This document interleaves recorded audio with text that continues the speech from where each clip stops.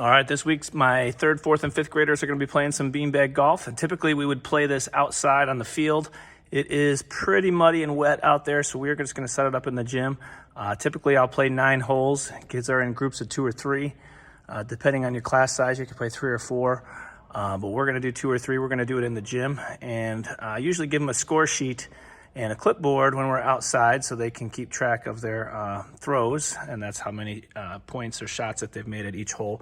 But today we're going to use an app on the iPad called Scorekeeper XL, and that way they can have the iPad with them and they can just type their names in. They can pick a color they want to be, or if they just want to put their name in, that's fine too.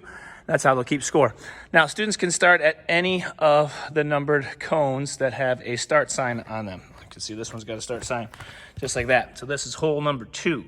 So if I was going to start with my group here at number 2, I would take turns on the scoreboard. I'm going to try and throw towards cone number 2, which for me is set up down there in that corner.